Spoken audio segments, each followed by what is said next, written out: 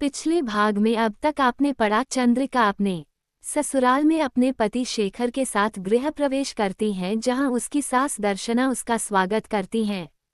उसके घर में आते ही कुछ आश्चर्यजनक घटनाएं शुरू हो जाती हैं।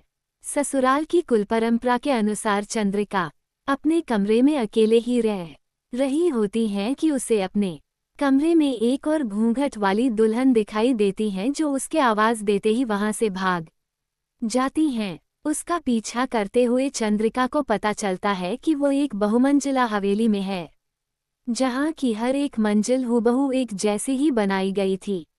वो ये देखकर चौंक जाती हैं। उसे हवेली कुछ जानी पहचानी लग रही थी। अब आगे मैं यहाँ कैसे आई? मैंने तो सीढ़ियाँ चढ़ी ही नहीं, और जब मैं इस घर के बाहर खड़ी थी तो यह कोई हवेली नहीं बल्कि एक छोटा सा मकान था, लेकिन अब यहाँ पर एक हवेली है। ये सब क्या हो रहा है? मुझे कुछ समझ नहीं आ रहा है। मुझे ये जगह इतनी देखी हुई सी क्यों लग रही है? चंद्रिका ने खुद से ही पूछा।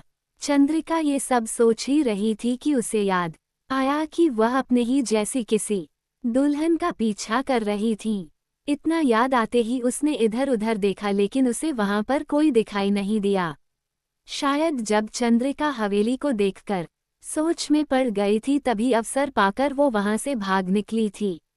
चंद्रिका उसे ढूंढने के लिए अपने कदम आगे बढ़ाने ही वाली थी कि तभी उसके पीछे से कोई उसके कंधे पर हाथ रख देता है। वह घबरा कर पीछे की ओर देखती है तो वहां उसकी सास दर्शना देवी खड़ी मुस्करा रही थी।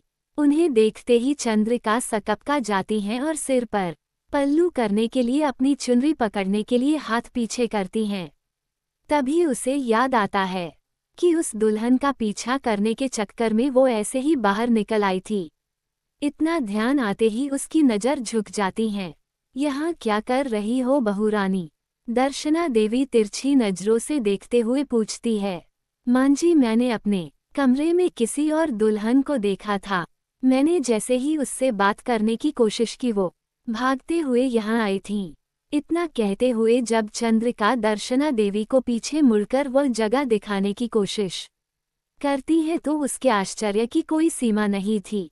उसने देखा कि वह किसी हवेली में नहीं बल्कि उसी छोटे से मकान में खड़ी थी जिसमें वह कुछ देर पहले ही आई थी। वह मकान के पिछले हिस्से में खड़ी थी। जो कुछ भी उसने अभी देखा था वहां वैसा कुछ भी नहीं था। क्या हुआ बहुरानी? आप इतनी रात गए यहाँ पर क्या कर रही हैं? जैसे दर्शना देवी ने कुछ सुना ही नहीं था। कुछ नहीं मां जी, बस थोड़ी गर्मी लग रही थी इसलिए यहाँ चली आई थी। माफ कीजिए मां जी, आगे से ऐसी गलती नहीं होगी। चंद्रिका ने सिर झुका कर कहा। उसे समझ नहीं आ रहा था कि वो आगे और क्या कहे। ठीक है, ये तुम्हारी पहली गलती है इसलिए तुम्हें माफ कर देती हूँ, लेकिन याद रहे आइंदा ऐसी गलती दोबारा नहीं होनी चाहिए। आगे से तुम्हें जिस भी चीज की जरूरत होगी तुम इनसे कहोगी। दर्शना देवी के इतना कहते ही एक बूढ़ी औरत लाठी का सहारा लेकर चलती हुई आगे आती हैं।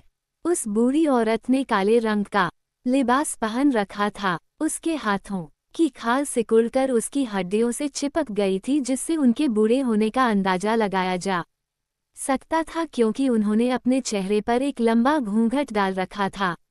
उनके हाथों की 10 उंगलियों में बड़े बड़े पत्थर अंगूठी के रूप में सजे हुए थे।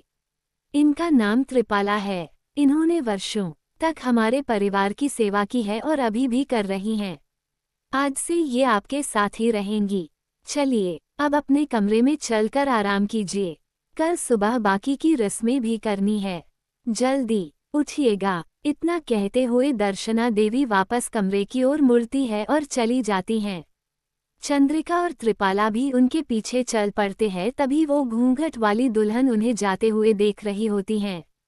जानने के लिए कहानी का अगला भाग जरूर देखें, जो बहुत जल्द ही इस चैनल पर प्रसारित किया जाएगा। धन्यवाद।